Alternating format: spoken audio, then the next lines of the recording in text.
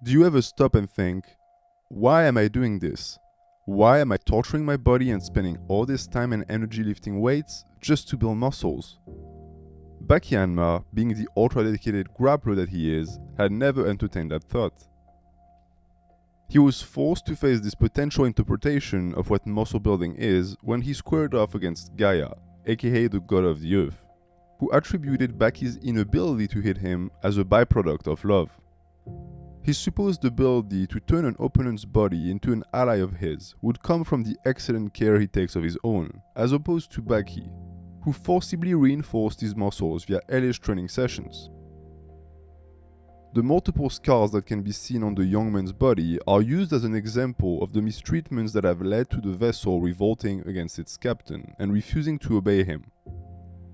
The size of Baki's muscles, which Gaia deems as unnatural, is also pointed out as a byproduct of the abuse that have led to him losing touch with his physical incarnation. His motivation to become the strongest fighter on Earth is also attacked and presented as selfish, since it failed to take into consideration what his muscles wanted, damaging them in the process. The entire philosophy behind resistance training and hypertrophy gets deconstructed by Gaia, who sums up the whole process as being one big ego chase which doesn't align with the natural wants of a human body. Painted as hubris, the pursuit of bodybuilding and an ever bigger body is shown as being disconnected from the source, a silly meathead hobby for lowbrow individuals who are incapable of hearing their body scream in discontent as they dish out abuse towards it.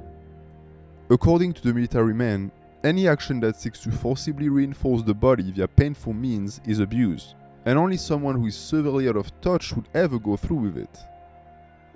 The relationship between physical and spiritual is depicted as an unbalanced one, where the limbs and organs exist under the yoke of the soul, the all-powerful command center that can force them to go through with actions that don't align with their well-being, either present or future. As a mean of comparison, Gaia offers the observation of his own physique, which, compared to Baki's, is that of someone who's never lifted a weight in his life, although he does look jacked by our standards. This is supposedly the body of someone who's never done any resistance training or attempted any means of aggressively shaping his muscles via strenuous methods. As a result, it is small but spotless and gives off an aura of tranquility and peace that only a complete absence of abuse can create. As a final nail in the coffin, Baki's lifelong relationship with pain that helped him develop full control over his endorphin production is pointed as being yet another damning evidence that the care he takes of his body is neglectful at best and damaging at worst. When you get to the point where you need your brain to pump your bloodstream full of one of the most potent painkillers known to man just to keep going, you have an issue, or at least that's what Gaia thinks. I, for one, think this is bullshit, and Baki Hanma agrees. First off, there's the fact that this entire story concocted by Gaia about how Baki's lack of love for his body led to his inability to hit him was a blatant lie, designed to get into the grappler's head and make him lose faith in his own abilities.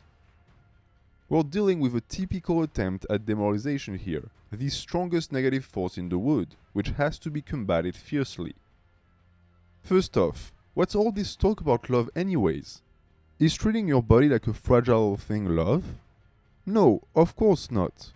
Pushing your body to its limits and always giving it more fuel to evolve and sublime itself, now that's what I call love. This entire idea that muscles could be subjected to the tyranny of the mind is some secular nonsense which paints the human experience as a duality, when in reality both spiritual and physical attributes are similar sides of the same coin, making up our very being. The body is not a mount that we ride for a time before discarding it upon our death. It is the very extension of our soul and the terrestrial vessel that connects us with this life. As such, there can be no talk of betrayal or slavery between the two. A man who trains is a man who chooses to go through strife to get better, both in spirit and physique. As long as you treat your body with adequate severity and give it time to recover from damage, any workout you throw its way is the purest and most sincere form of love you could ever give it. And in return, your body will repay you in kind, getting bigger, stronger, and more resilient with each day that passes. This is the beauty of bodybuilding. Your muscles are giving you clear feedback that what you're doing is working by going up in size in response to the work that they've been put through. If you were to listen to Gaia, as well as the vast majority of the limp-wristed whims that pass as men these days, this isn't actually a good thing. You see, the fact that your muscles have to grow to keep up with the adaptation is a sign of distress, they'll say. After all, hypertrophy is the result of muscle fiber destruction that grow back bigger and thicker as a response to the previous aggression. Wouldn't that mean then that the body doesn't really want to grow, but only does so as a defense mechanism? And by way of consequence, doesn't that make bodybuilding and the very process of building muscle entirely unnatural? And to that I say, no, it wouldn't, because if muscles were not supposed to get bigger, then this adaptive response wouldn't have been coded in our DNA to start with. If we were not supposed to get thicker and stronger as we put our body through trauma, then it would just snap at the first sign of trouble, and we'd all be walking around with crutches. Good thing is, the tissue known as muscle fibers exists for the sole purpose of moving us around and allowing us to be physically active. And that includes picking up some heavy weights and getting huge and jacked if we so wish, because we're the captains of our destiny and we get to decide how we want our muscles to look, goddammit. A buffed up body is not a sad or unhealthy body. It is a sign that proves that you are actively involved in the way you present yourself to others, and an undeniable proof that you are willing to put in hard work to get there. Considering how utterly pathetic the average human has become and how garbage the base mobility, strength and endurance of most people you meet is, bodybuilding and training in general should be mandatory. But because it isn't, those who engage in it show that they possess a strength of character and respect for their body that far outweighs the love that someone who sits on the couch 5 hours a day, stuffing their face with chips, shows to their terrestrial envelope. Baki perfectly calls this out by exposing Gaia for having a pampered body that has never been through any significant challenge. The one who is full of love for his body is not the man who never makes use of it in an attempt to preserve its integrity, but rather the one that is willing to challenge it on a daily basis to allow its continual improvement and excitement. What do you think your body prefers? Daily activity or amorphism? The one that would rather sit around all day doing nothing is you, not your muscles. Proof is, if you keep doing that for too long, they atrophy, in a clear sign of revolt at your inability to take good care of them. The life mission of a bicep is to grow, and so you better give it the stimulus it needs to achieve that dream.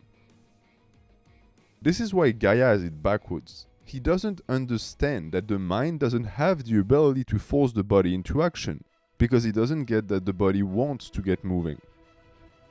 In truth, not putting your body through training is a sign of hatred, not love.